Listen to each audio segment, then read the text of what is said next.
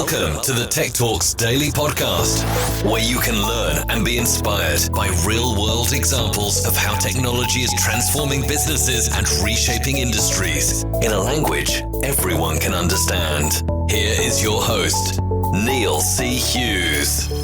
Welcome back to the Tech Talks Daily Podcast. Now, on this podcast and in the tech columns that I write, I often talk about the tech skill shortage, how critical it is right now, and also try to encourage anyone, regardless of your background or where you live in the world, to explore software development, cloud engineering and cybersecurity as a career, because it's never been a better time for anyone to help fill that tech skill shortage and enjoy a career in tech. But I'm also a solutions, not problems kind of guy, and like to give people options and different avenues that they can explore. Now, after reading that Microverse is helping thousands of people from over 100 different countries apply to join them every month, and hundreds of remotely employed alumni from Colombia to Nigeria to make 3 to 10x their previous salary and go working for companies like Microsoft, VMware, Huawei and Globant. And when I learned that, combined with the fact that they've raised over $17 million and was part of the Y Combinator in 2019 batch, I just felt compelled to find out more and get them on the show. And before starting Microverse, today's guest, Ariel Camus, was the co-founder and CEO of a company called Tourist Eye, which was a mobile app for planning trips and discovering new things to do while travelling. And he grew that app to 1 million users in 180 countries before selling it to Lonely Planet back in 2013. So he's got a great backstory too. So I want to learn more about this story and the difference that they're making in the world with technology. So buckle up and hold on tight as I beam your ears all the way to Barcelona, where Ariel is waiting to speak with us today. So a massive warm welcome to the show. Can you tell the listeners a little about who you are and what you do? Yes, I'm Ariel Camus. I am the founder and CEO of Microverse. We are a school that is training people all around the world. We have full-time students in more than 140 different countries. And we train people specifically to work internationally and remotely. And we focus mostly on emerging and developing markets, so like Latin America, Africa, Middle East, so that people don't need to leave their friends or families or communities behind in order to access better opportunities in life. This is very connected to my own story as an immigrant in Europe and in North America. And me and my family, we have paid the price of immigration. And I really believe that it's going to be a much more equitable world if people can have access to opportunities regardless of the place where they are born. And I'm glad you said that, because my next question was going to be, can you remember that moment that sparked your love of technology, or the moment that put you on the path you're on today? Or ultimately, what is your origin story?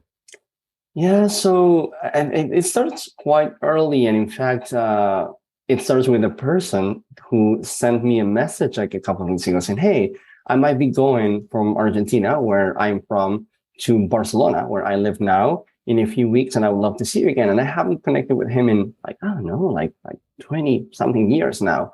And I was 6 years old. He was my best friend. His name is Ariel, like similar to my name, Ariel. His dad had a lot of like computers and gadgets. And I remember at the age of 6 years old, like programming something for the first time, just, copying code without really knowing what it was doing. But that was probably one of the biggest exposures to technology very early in my life. And I can see how that, you can thread this, you can connect all the dots all through today, and how technology has been part of my life ever since. Fantastic. What a great story. And of course, it was that path that led you to becoming the founder and CEO of Microverse, which, as you said a few moments ago, is an online school that helps anyone become a high-paid international software developer. And it is such an important topic at the moment, especially around the tech skill shortage. But can you tell me more about Microverse and the problems that you set out to solve? Yeah, so I will continue with the previous question and then connect to because I think it's important to understand the why. Yeah. This is my second company. The first one, I started in Europe when I was like right after college. I was like 20, 21. And that took me to San Francisco, California to do fundraising. We ended up selling that company after a year. And after that, a lot of things happened that became the kind of the pieces of the puzzle of what Microverse is today.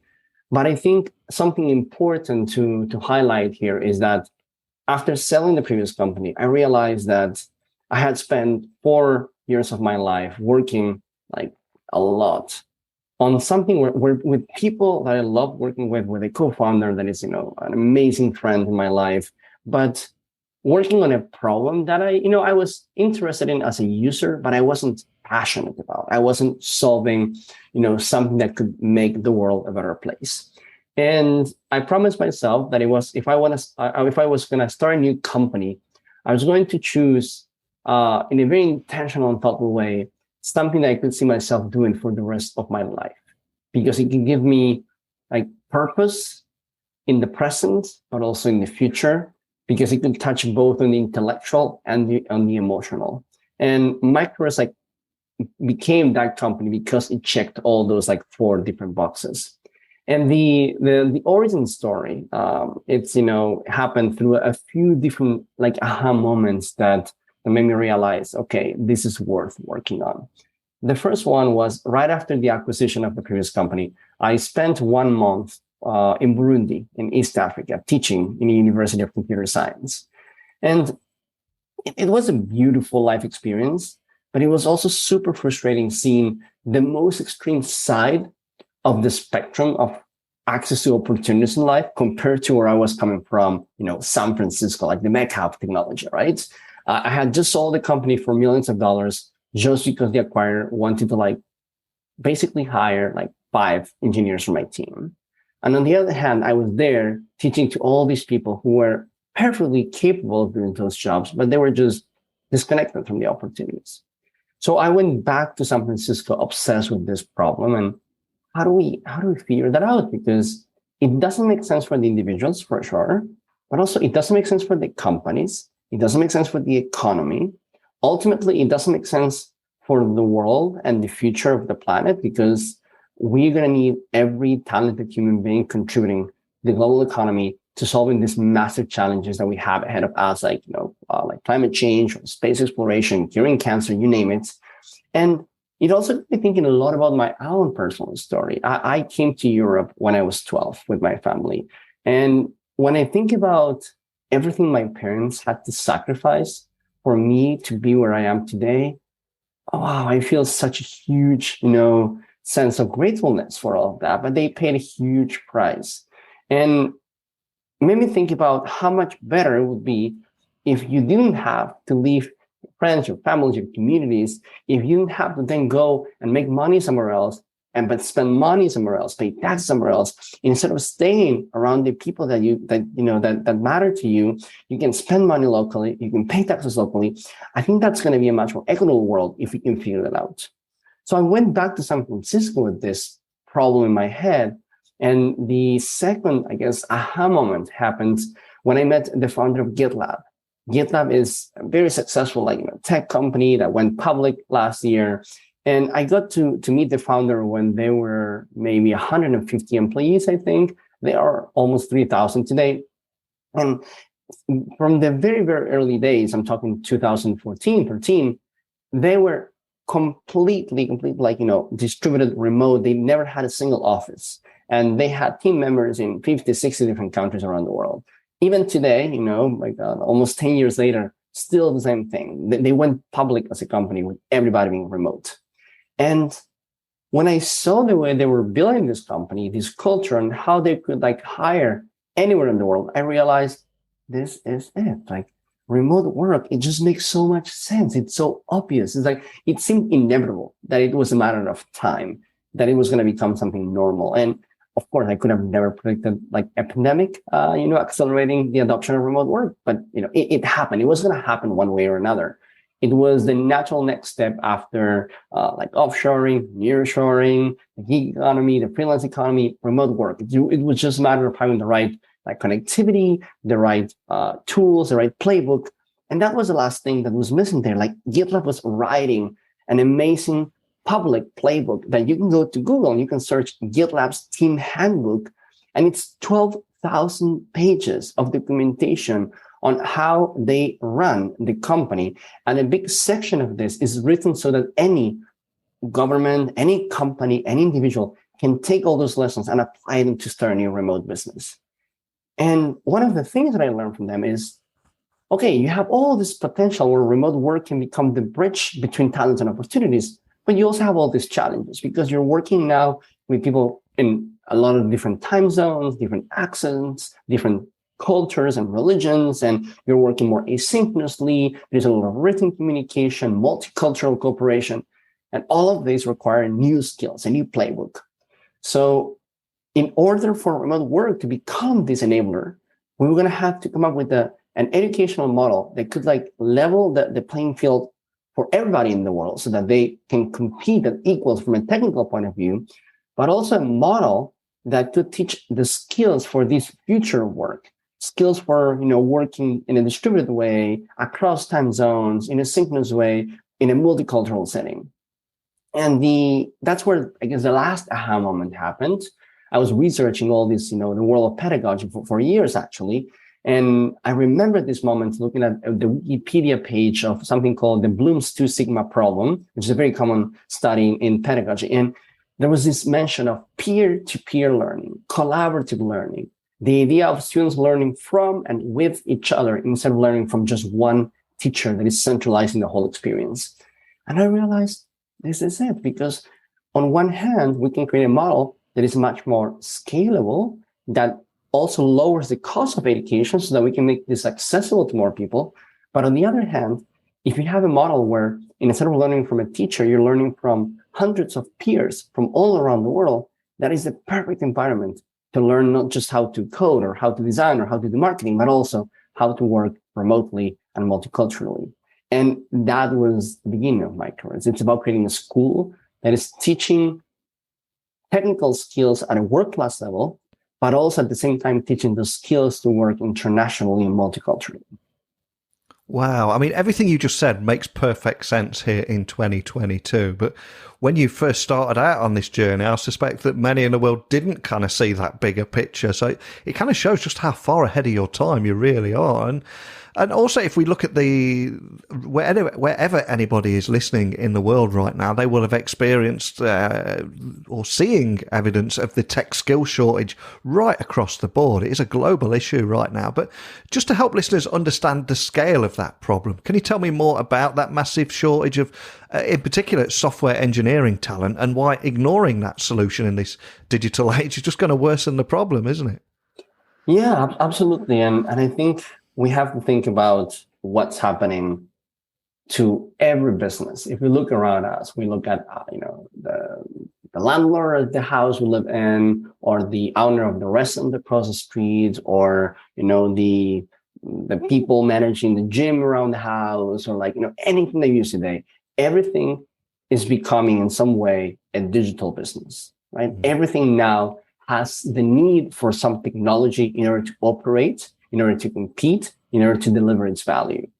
So yes, we can think about all these big tech companies like Google's and Meta's and Apple's, and they're all very, very flashy and all that, but technology is everywhere, and it's only going to go deeper and deeper into our lives, which means that the need for the people who are creating that technology will only go up. And we're just getting started. But even though we're just getting started, only in the US, and by the way, take these statistics with a grain of salt because it's being around there, and there are some nuances here, but there's a number that a lot of people are quoting, which is that in the US alone this year, there will be around 1 million unfilled IT jobs, right? And whether that's 1 million or 700, or just like programming, or also programming plus IT plus something else, it gives you a sense of the scope of, or the magnitude of the gap. And when you look at every country around the world, no matter where you go, developing market, it really doesn't matter. You see companies struggling to get technical talent because technology gives us a really unfair advantage to multiply our productivity, our effectivity, our efficiency as businesses, as humans, as a species, right? So it's just getting started. It's only going to get bigger. And the problem is that if you look at the traditional education system, universities, they're not training, one, enough people to fill this gap, and two, their curriculums are normally out of date by the time the students go into the market, which means that then the people need to spend 1 or 2 years getting up to speed to what the actual market needs from these people. So most companies, what they're doing today is they're saying, let's hire senior developers because they can be productive immediately. They were already trained by another company. The problem is that we have 100 of the number of senior developers that we need for the number of jobs that we have. So I always joke that, we can't create senior developers out of nowhere, right? Out of nothing. Like they first are mid-level developers, and before that, they are entry-level developers. So we need to tackle this from the root, and that includes, rethinking, reconsidering how we grow the public educational systems, but also how can the private sector also help speed up this process so that we can, on one hand, boost the economy into this in this digitalization process, but also give more people the opportunity to get reskilled so that they are not being left behind by society that is evolving in this direction, whether we want it or not, but instead can join and can be part of the future of the economy. The sooner we start tackling this challenge, this gap of talent, the better everybody will start. Like the sooner everybody will be able to start benefiting from it. And it's so refreshing to hear that. And one of the reasons you appeared on my radar was your passion for also helping developing markets and developing nations and helping bring them up to speed here and empowering entire nations almost. So I'm curious, with all the work that you're doing, how are you seeing remote work opening up traditional borders and bringing in those developing markets and developing nations and empowering them too? Yeah, so it's one of the things that seem inevitable. There is this quote again going around on the internet saying that talent in the world is evenly distributed, but opportunities are not. And it's so true, right? We have a lot of biases when it comes to working with people who are different to us, but at the end of the day, the human nature is the same, regardless of where you go in the world. What changes is, what were the opportunities for people to develop that full potential? So the key here is creating new ways of removing those barriers, removing those biases, right? When you do that, as I was mentioning before, everybody benefits from this. And, like it usually happens, when you have to do something that is different, unfortunately, you will only do it if you have incentives for that. And until recently, there were not a lot of incentives to go out and hire, much further away than, let's say, the nearby town. But with the explosion of technology in the world, we have such huge gap that companies started thinking, okay, what if I start bringing people from abroad and I pay their, immigration costs to do that? And then they started saying, what if we start looking for freelancers in other countries? One, they're cheaper, but most importantly, we can tap into that talent because we can't just compete locally because there are not enough local developers. But we're going to keep them as kind of second-class citizens. We're going to pay them less. We're going to give them, the work that we can outsource that is not key for the business. And then comes COVID, and it forces us all to, from one day to another, morning to the following day, go completely remote. And now companies realize, okay, this is hard. We have to change the way we do things, the way we communicate. We can't spend the whole day in Zoom calls. We have to be much more organized. We have to document everything we do. But people are saying that they don't want to come back to the office. And people are saying that they want to move to, 2 or 3 or 4 or 5 towns, further away from this, where our headquarters are. We're going to do it. We're going to let them do that because otherwise we're going to lose them. But since we're doing that, why don't we start hiring 5, 6, towns away and not just one? And why don't we just do this for the whole country? And then you do that for the whole country and you realize, why will we just do this for the country if we could do this for the entire kind of maybe the same time zone or the same continent? And of course, then you start with issues like, okay, how are we going to be paying these people? How are we going to deal with the compliance or labor compliance? And a lot of startups showed up as the consequence of that. You have companies like remote.com, like Deal, like Oyster, who are now facilitating in a matter of minutes, setting up a proper, employment situation in any country in the world where they take care of compliance, tax withholding, any kind of benefit that you are required by law to offer. And now you can employ people all around the world in a matter of minutes. So then the next challenge is, how do we deal with the multicultural consequences of this? Let's say we're an American company, we're now hiring in Mexico and Guatemala, and well, it's different. Okay, so English becomes super important, but English became such a key element of education in the entire world a long time ago. So this is already happening.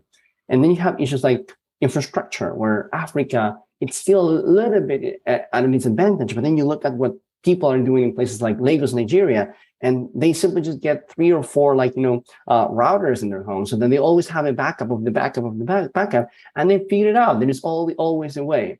So the next step is on companies hiring in very, very different time zones. So you are a UK company and you want to hire in Argentina, 5, 6 hours of time zone difference. That requires working in a much more asynchronous way, which means a bigger cultural shift. But as we realize that the gap is still there, that we don't get enough people for our businesses, then we say, okay, we're going to have to change, we're going to have to adopt. And as a consequence of that, you start bringing more diversity into your company. And you realize that the more diversity, yes, it can be challenging, but now you have way more diverse ways of approaching problems and challenges. You have more representation of who your customers are. They're represented in your team, which means you can better understand their problems. And there is so much research showing that diversity drives higher revenues and higher innovation for companies. And until recently, we didn't have the incentives nor the tools to be able to figure that out. Now that has changed. Of course, that will mean that companies will need to be open to that change. But if they don't change, they won't survive. 100% with you on that. And of course, there's also an incredible strong focus on the importance of diversity of thought, especially in tech teams. And I would say in every business, really, because how can you serve a diverse audience if your workforce is not as diverse as that audience? So I'm curious, how are you seeing remote hiring helping, in particular, tech companies build that more diverse workplace to get that diversity of thought to make tech teams a success? Once you go through that process that mental process that I just described, then you start realizing, okay, I can hire in Africa, I can hire in Latin, and that will even drive costs down. Great. And we realize that our hiring processes are, still biased, and that, when you put 2 resumes, one from an African candidate, one from a European candidate, we will on average tend to rate the African one lower. But if you do a blind testing where you remove the name, the last name, the picture, and the location, they will be rated equally. So you realize, okay, devices are there. So there are still a lot of things that will need to change. But as you adjust those things, as you become aware and then intentionally work on addressing those things, and you start treating those people as first-class citizens of your company and your culture, which means having to deal with some of the additional challenges of being compliant in other countries, being able to pay in other countries, being able to offer the same benefits that you offer in your, headquarters location in other parts of the world. But there, as I mentioned before, there are companies doing that. As you start doing that, you start realizing, okay, it's not that different. It's not that hard. And then you start seeing how people thinking differently. It starts showing you solutions to problems that you hadn't thought about because you didn't really understand your audience because you are not part of their reality. I mentioned this, often of some of our first, students were from both Kenya and Nigeria, and a few of them had to walk 2 or 3 hours a day to the nearest gas station to bring buckets of gas to keep the electricity generators running to be able to stay online 8 hours a day, right? And to me, that was such a huge, kind of reality check of holy cow, I am so privileged and I'm not even aware of that. So I think all employers, whether we want to admit it or not, we have to go through that process. But as we go through that process, we're realizing that it's not that hard to make the necessary change for this to work. We just didn't know that they were necessary. But again, it all goes back to incentives and once you start putting this into place, you realize it's not that hard. There is a way to do it, and you benefit from a massive talent pool that is much more diverse. And as I said before, drives higher innovation, higher revenues, and it just like snowballs, because the more your company becomes, an open culture that embraces diversity, the more that diverse people will want to work for your company, because they will see themselves represented in the company. So they're more likely to apply. And now you have this like virtuous cycle, and you attract more diversity, more talent, which drives more innovation, more revenue. And that gives you a huge unfair advantage compared to the company that decided to like just stay the old way and, avoid any risk of potentially having to deal with like, multicultural issues, or blaming other cultures like, hey, that is not the right way. And unless you work my way, it's not going to work. It's going to be a process of adaptation. And a big part of what we do at Microverse is to teach on the student side of things. What are the expectations of international employers when it comes to like things like punctuality and written communication and accountability, time organization, ownership, so that they can succeed in those more like, Western environments without having to give up what's unique to their culture, so that we can kind of fight this battle from within. Instead of having different cultures all going their way and saying, this is the right way, we can, whether we want it or not, get the cultures that have been more represented inside these companies, and from within those companies, start showing the companies that there are other ways of doing things, and there's no right or wrong. We just need to agree on which way we want to follow for each situation in each company, and sooner than later it becomes this like more harmonious way of working. And it's quite cool to see it in play. Fantastic. And we will have people listening in over 165 different countries. So for everyone listening, it's amazing. How does Microverse work? Can you walk me through how the program works and who you're helping at the moment? Yeah, so we have one program today focused on full stack web development. We started there because the number of jobs is massive. We knew the vertical very well, which allowed us to focus on cracking the pedagogical side of things, so that we didn't have to think too much about the curriculum itself. A lot of resources were into the curriculum, but if we were teaching something that we're completely strange to, we were going to have to focus on a lot of things. Instead, we focus on cracking this problem of how do we make education accessible and affordable, and focused on not just technical skills, but also the soft skills of working internationally, and using this idea of peer-to-peer learning. So for the past 3 years or so, we have been investing like 95% of our resources into cracking that problem, which, at a high level, you go through an admissions process that takes around a month to get into the school. We have diversity quotas per country and per continent, so that every class has a representation from all different parts of the world. And right now we are starting a new class every 5 weeks, more or less. We're doing between 200 and 300 students per class. And the program goes on for around a year. You don't have to pay anything up front. You join, and on your first day, you get assigned to multiple people. These are all students. You have an onboarding mentor, a student who is maybe a month ahead of you, who will help you get comfortable with the dynamics of the school in a remote environment.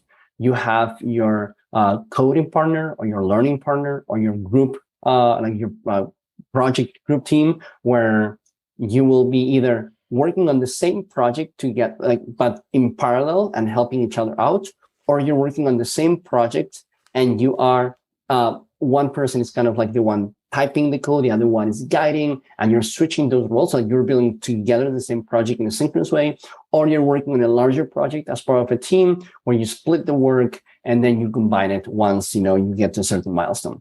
But the idea is that learning should look like a job. We want people to get to their first day in a job and feel like it's just another day in the school, right? Mm-hmm. So we don't have lectures and classes like in a traditional school, because that's not what you have in a job. What we have, it's a purely project-based learning approach. You join on your first day and you get a project. Of course, the projects are designed and scaffold it, in a progressive way, so that you're starting with something very, very, very easy that we know you can complete. And then on the second project, it's a little more complicated and it builds upon the previous one and so on. So you have this either group like teams or, coding partners to work on those projects.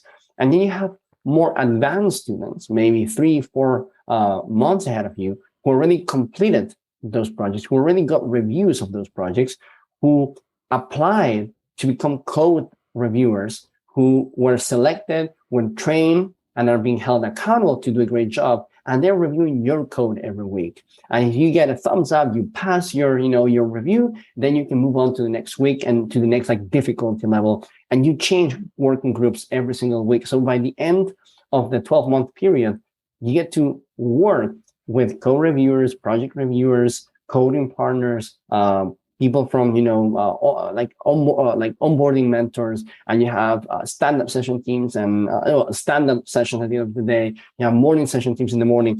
You get to interact on average with students from 65, 70 different countries in that year in the program. That is the magic, right? So it all mimics a real remote international job, and it does it in these highly collaborative, highly hands-on multicultural environments. It's a very different experience. It's not that different than working in a remote company, because that's the goal, but it's very different than the traditional educational system. And once you're done with all the learning projects, you start working with a career coach who is a professional in our company that helps you prepare yourself to choose the right companies, to apply to those companies, to interview with those companies, to negotiate your salary. And we only, the program only ends for you the day that you get that first job where you're making at least $1,000 a month. And $1,000 a month, for context, in the US, in the UK, it's not that much. And developers should expect to make significantly more than that. But in Africa and Latin America, $1,000 a month means at least 3 times the local average salary.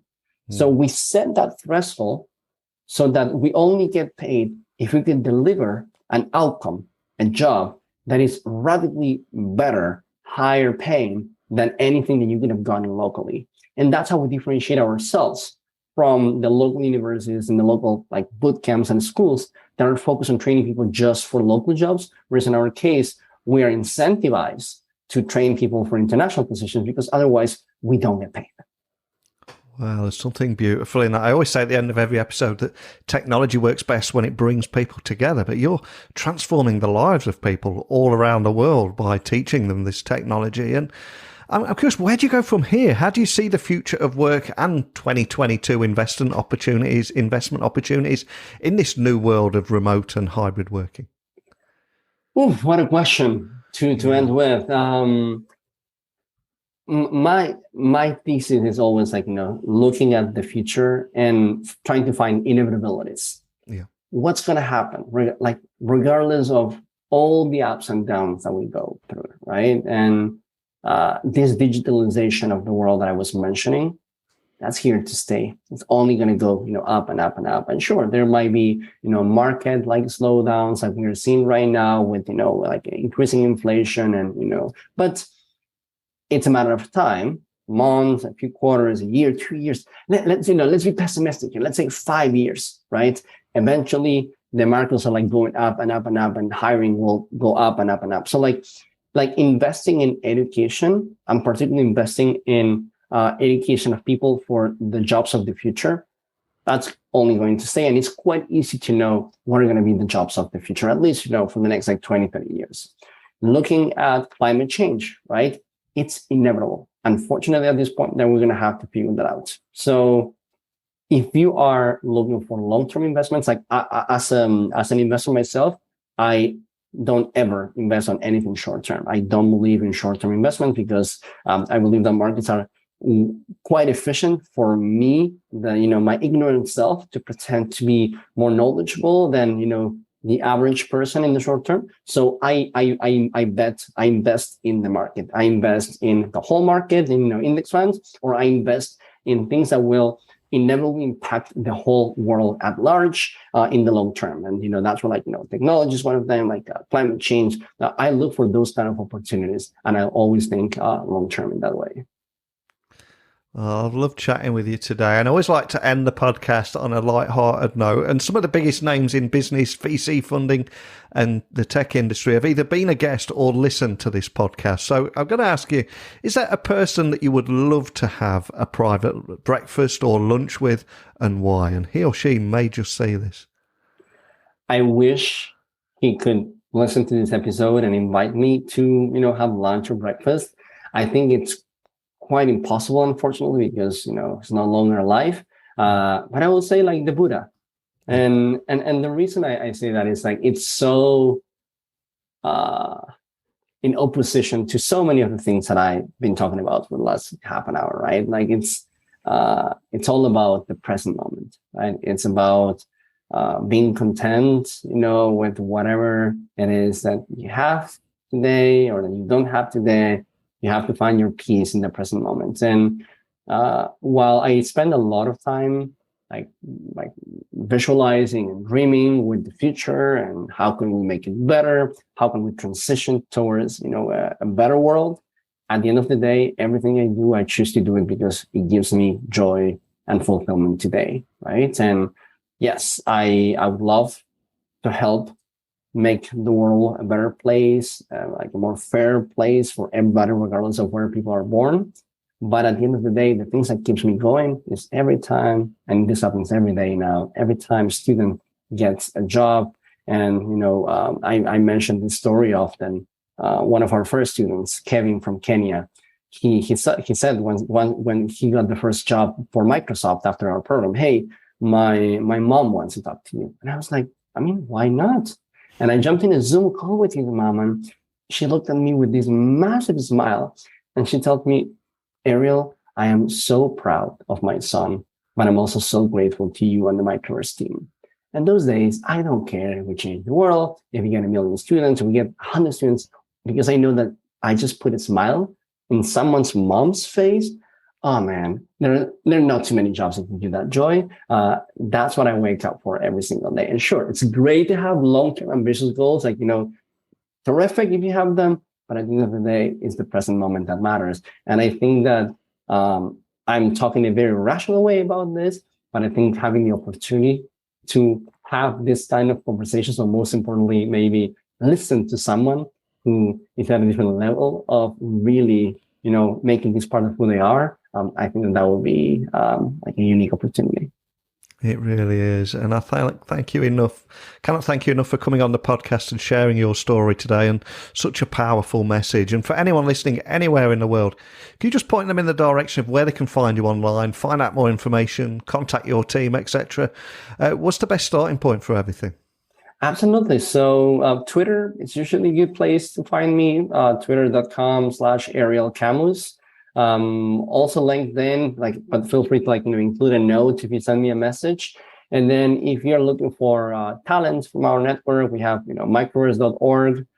You can just go and apply as student, or you can do /employers and connect with talent in the network. I would say those are the main ways of getting in touch.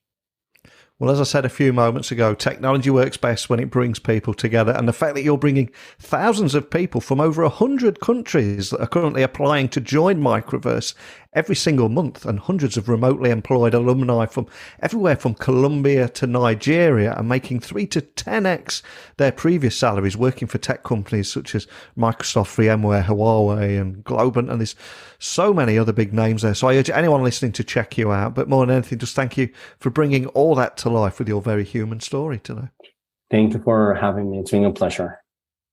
A huge thank you to Ariel for joining me on the podcast today, talking about the instant solution to the massive shortage of software engineering talent, and why just ignoring that will just make the problem even worse.